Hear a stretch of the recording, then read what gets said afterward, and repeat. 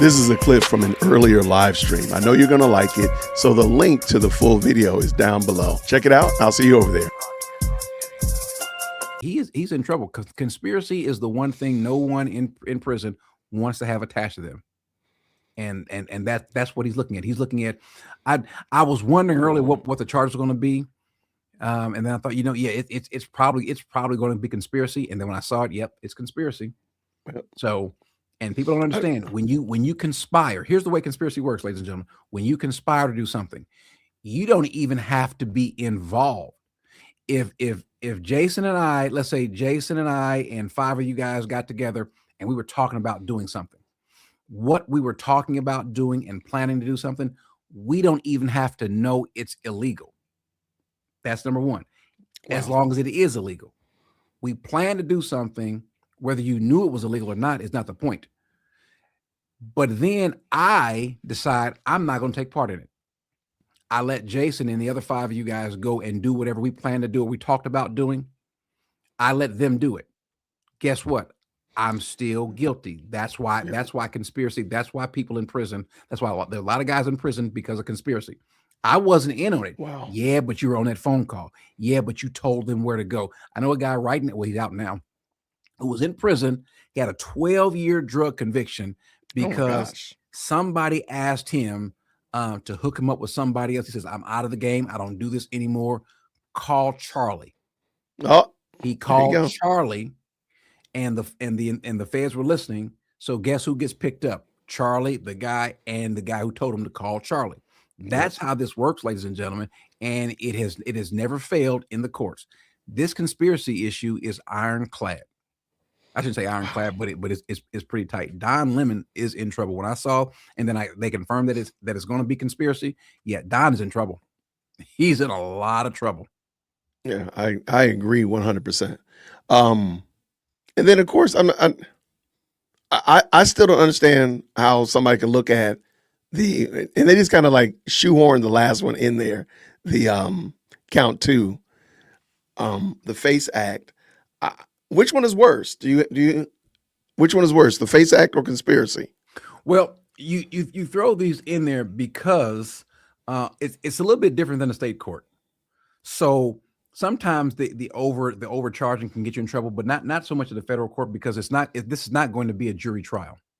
9 times out of 10, it's not going to be a jury trial. It could be, but it's not, more likely. But they could be using these in some sort of way to they might take it out. They may even bring up what's called a superseding indictment and bring in more charges. Because all of these are there, these are conspiracies. So this right here, which one? What page? What we're looking at right now, this 248 A2B subsection 2A. I think the subsection 2. I think this is the one where this is the. I thought this was the FACE Act. What is this? I thought this was the FACE Act because it was conspiracy and FACE Act, and we just read through conspiracy, and then they just kind of like shoved it at the end. Okay, so they're charging him with both. They're charging with conspiracy of the first, and they're also charging him with this. So he can be charged with these 2 particular counts.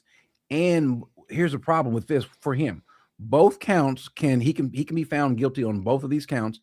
And now it would suck for him if they run him if he is convicted, that they can then turn around and run those 2 consecutively. They'll run them concurrently if he's convicted on both of them. That's why they put them in there. They put you. So let's say they can, if they see that you've got a wire fraud charge, and let's put that on there too. The standard to meet the first count is also the same standard to meet the second for the second. Yeah. So it's not an add-on. That's why it says the allegations set forth above paragraph 1 through 8 of this indictment are alleged and incorporated herein. So all they're saying is what you saw in the first count, we're applying to the second count. Exactly. So we're not going to waste the ink in the paper. This is all part of the same thing. So all those different numbers that you saw, the first part, A, B, and C, that also applies there. It's weird because both of those acts are really kind of the same thing. It's like charging someone with wire fraud and bank fraud, or wire fraud and mail fraud. Correct. They're really the same thing. But here's why you charge them that way. Because if we don't really meet the definition of the first, we might meet the definition of the second. Got it. So it's not an add-on. It's not like, oh, and by the way, let's throw this at them too. No, both of these are just as serious. And so if one doesn't apply, the other might. Man. All right. Will it be wrong? I feel like a lawyer. I should start a lawyer channel. A lawyer channel is crazy. Yeah. Would it be wrong if I get Don Lemon's mugshot and make it like a thumbnail or something? Is that bad? I'm pretty sure. Wait a second. Is his mugshot out? Is his mugshot? I haven't seen his mugshot yet. Trust me. I know a guy that found my mugshot. Go find that guy and see if he can get Don Lemon's mugshot. I think he's studying to be some sort of investigator or something now. Bless his heart. Bless his heart. I know who we're talking about. Kindergarten. So, oh my gosh. Y'all, this is Corey Minor from Smart Christian Channel. Please, moderators, please make sure that we dropped his link in the chat. Corey, real quick, what are they going to hear when they stop by your channel, just so people know what your channel's about? Straight foolishness. Nothing good, nothing godly. Just no, I'm kidding. No, we talk about things pertaining to the church, and so how you read and dissect the Bible, how you understand it, how to better read the Bible. That's the whole point. I like it. And along the lines, we'll point out what's also not healthy. I got you. I love it. All right. I enjoyed this. I was not planning on listening to you. I honestly wasn't, but I no, seriously, because I was like, this is gonna be nuts. This is gonna be nuts. And I clicked on it, and I was hooked. I was hooked, and I was angered at this lady's sheer intentional ignorance. And so I wasn't being too much by saying that she wasn't being genuine. You weren't, because when you said it, what did she do? She quieted down and like, yeah, all right, yeah, you got me. Like, come on, man. You've been spanked. Well, were you? I don't know. Maybe you weren't. I was spanked before, and when I've gotten a good whooping, I shut up. But yes, you just gotta be quiet, man. Just be quiet. Shut up before I give you something to cry about. That's what you gave her. That's literally what you gave her. And notice, ask the audience, her tone, she changed. Some folks will say, "Yeah, I'm out of here. I'm quitting. I'm gone." No, she stuck around and took it some more. So okay, you were right. I'm gonna go back and watch it. Right in everything you said, and she took it. And hopefully, it'll cause her to go and look and learn some more before she opens her mouth. I doubt it, but yeah. And I appreciate it, Corey. Thank you, man. But I don't know, man. She was going hard in the paint in my comment section. Calling me. Saying I'm running after massa, talking about all this other malarkey and stuff like that. And I think I told you about that. And we didn't even go there. But I was just like, why can't an ICE agent go to church?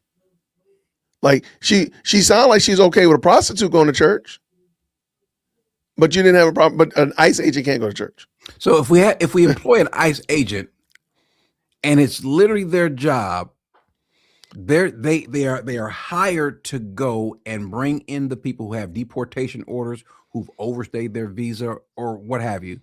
That's their job. The government made their job as cognizable, is codified, is cuddled, it's hugged under Homeland Security, which was put together after 9/11. Correct. Don't go do that, because again, I asked. Here's a scary question, Jason. And I asked, let me ask you this question. Let me ask you, because I want to see how you answer this question. Sure. Ready?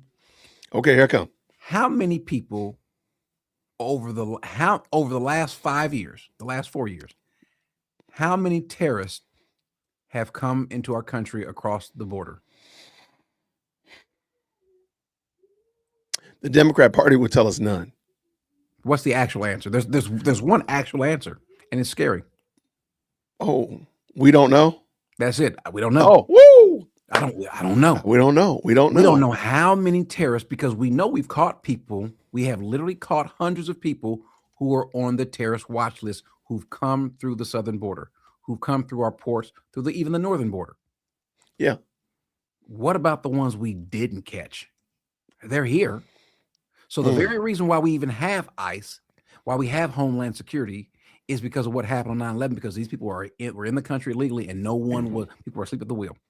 So how many more? So if another 9/11 happens, we're going to look back and say, well, whose fault is it? Well, you're sitting letting people just come through, and you think that ICE should not go after these people. And so if they blow up a mall, if they do something, who knows what they're going to do. If it were to happen, we're going to go back and want to blame someone. Well, this is how we stop it. But we're saying that these people shouldn't do their job. But you also will not. Two things you'll do. You'll go and blow a whistle in their face, bull horns, set up roadblocks to impede. That's crazy work, man. That's crazy work. And set That's up nasty roadblock work. for these people, so they cannot do their job. But the cities, the states, the locales, when they have them in possession and an ICE detainer is found out either by a traffic stop or they're in court or they're getting out of prison, you won't call ICE. You won't turn them over. And so they told you, if you don't, we're going to have to go in the neighborhoods. We're going to have to go to their homes. We're going to have to go to their businesses. We're going to have to go to the bus stops and catch them. We're going to have to go to Home Depot, what have you. And they told, I mean, he literally said that. Tom Homan literally said that before they took office. And what do? He said, all right, we're coming. You can make it easier on yourself. And so what do you have the mayor of Minnesota saying he's not going to do? I'm not going to comply. I'm not going to cooperate. Okay, well, guess what? We're coming. We're coming because this is our country. We have jurisdiction. And then you complain that it's happening. Remember, ICE is not only, as a matter of fact, there's more ICE agents in places outside of Minnesota.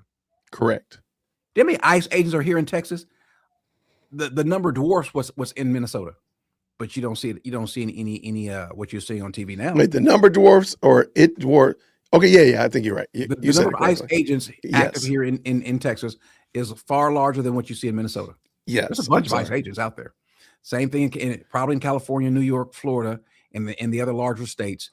But you don't see this other stuff. Why? Because you have a government, a local government that is complicit in undermining what ICE is, what the federal government is trying to do. They would not do that if the leader of this country was a Democrat. So you're playing politics and people are dying. They'll tell you to go out there and you to go protest and you to go stand up against these people, these tyrants, these officers, these people with guns whose face are masked. But I recall the last time you told your officers to go out there, their face were masked up. You told people stay at home. Right. During COVID. You didn't have a problem then. The irony of it now is these other folks under another administration, they're masked up because you're doxing them and you're telling people to go out there and protest. You're a horrible governor and now, even though this mayor wasn't the mayor at the time, so you're a horrible mayor and you're taking advantage of ignorant people like the woman that came on a day. So I know you liked that episode. This is actually a clip from a larger live stream. The link is down in the description, so you can go check it out. I hope you enjoyed it, and I'll see you down there. Grace and peace.